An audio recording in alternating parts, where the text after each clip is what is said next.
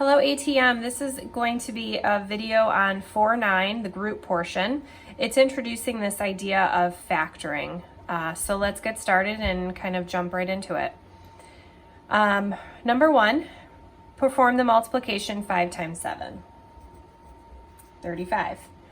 Number 2, turn your answer from question 1 around backwards to write 35 as a product. So 35 equals 5 times 7. Congratulations, you've just factored.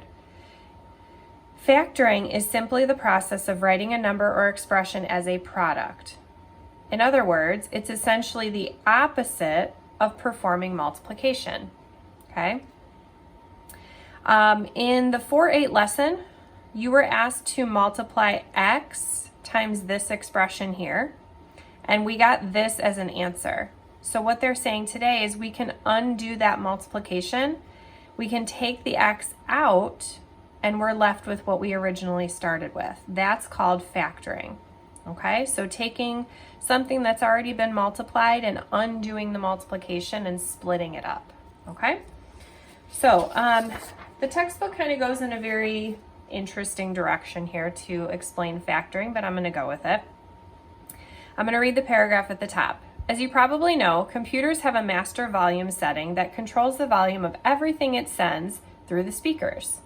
But many applications have volume control as well, like web browsers when playing videos from YouTube. If the master volume is set at 100% and the volume in the YouTube window is set at 60%, the sound in the video will play at 60% of its max. Easy. Now let's look at some other combinations. If the volume in the YouTube window is set at half, 50%, and the master volume of the computer is set at 40%, what percent of the max volume do you think you'll hear from your speakers?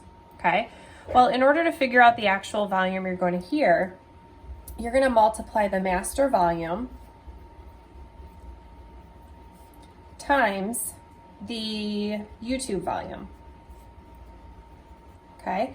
If the master volume is set at half, I'm going to write that as 0.5. Always use decimals if you can.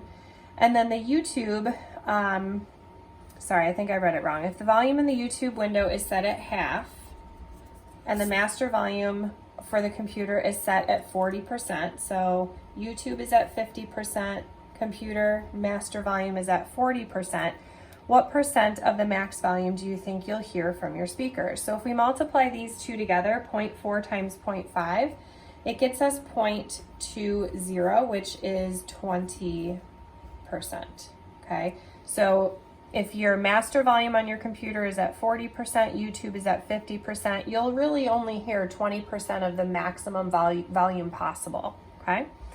The next one says if the volume in the YouTube window is set at half and the master volume is set at 0, what percent of the max volume do you think you'll hear? So again, I'll abbreviate now, MV for master volume. Master volume is at 0 and the YouTube is set at half again, 0.5. When you multiply these together, of course you're going to get 0 because one of the numbers is 0, okay? So the multiplication idea of multiplying by 0 is going to come in a lot today. All right, let's continue.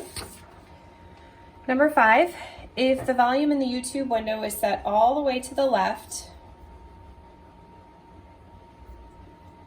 and the master volume for the computer is set at 80%. So when I initially read this, the YouTube window is set all the way to the left. It might help if you look at the picture. All the way to the left means that it's off at 0. And then the volume for the computer is set at 80%, that would be 0.8. We are multiplying those together. Again, one of them is 0, so we're going to get 0%, okay? So to get the overall volume, we multiply the percentages in decimal form from the master volume and the YouTube volume. You can only get 0 as the overall volume if at least one volume control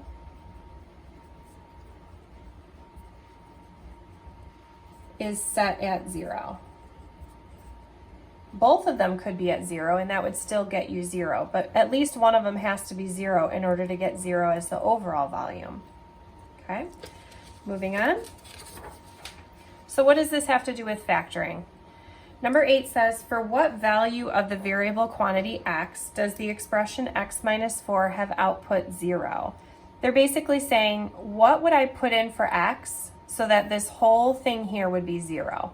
Okay, so I'm going to take the expression x minus 4 and say, when will it be equal to 0? This is a really simple Algebra 1 equation to solve. Add 4 to both sides and you get x equals 4. Then it says, what about the expression x plus 5? What would I have to put in here for x so that the whole expression equals 0? This time you'd subtract the 5 and you'd get negative 5. So if I took 4 and plugged it back in, 4 minus 4 is 0. If I took negative 5 and substitute it back in, negative 5 plus 5 equals 0. Okay? Now we're going to put those expressions together. Now look at the product. So we're multiplying the x minus 4 times the x plus 5, the product of those two together. It's a polynomial which is in factored form. Find the value of the product when, and now we've got 5 separate problems here. So I'm going to do this fairly quickly, and I'm going to do some of the work verbally and in my head, okay? If I take 2 and plug it in here, 2 minus 4 is negative 2. If I take 2 and plug it in here, 2 plus 5 is 7. Now multiply those together, and I get negative 14. Okay, we're going to do that for positive 4 as well. If I plug positive 4 in here, 4 minus 4 gets me 0. If I plug 4 here, 4 plus 5 is 9. Even though I got a 9 here, one of them is 0, so I say 0 as my overall answer.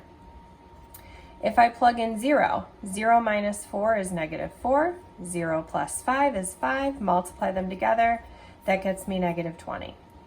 Okay, try negative 1. If you plug negative 1 in here, negative 1 minus 4 is negative 5, negative 1 plus 5 is 4, that gets me also negative 20. Okay. Let's try negative 5. Hopefully you can kind of predict what's going to happen here, because when we plugged in 4, referencing the previous problem, we got 0. If we plug in negative 5, referencing the previous problem, we should get 0. Okay. So if I plug negative 5 in here, negative 5 minus 4 is negative 9. Negative 5 plus 5 is 0. We do have a 0 for one of the numbers, so we get 0 overall as the product. Okay.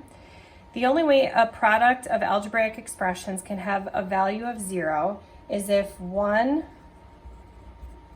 of the expressions equals 0. Okay, the only way a product of an algebraic expression can have value 0 is if one of the expressions equals 0. And that's why factoring is a big deal in algebra. It provides an important technique for solving equations that have 0 on one side. Okay, so there's one more problem that I'd like to do with you guys. I'm referencing the answers because I didn't feel like it was worthy of writing it out. So I'm referencing this. It's a little smaller as my other slides.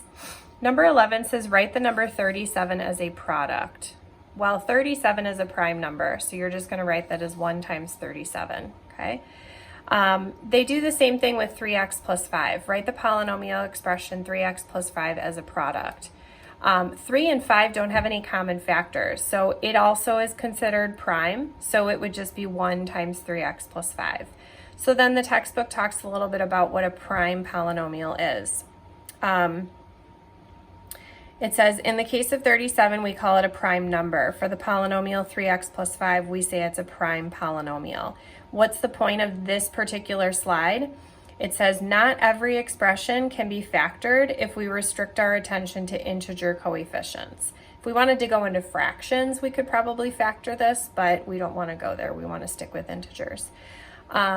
The class lesson on 4.9 is going to go into much more detail as to what factoring is.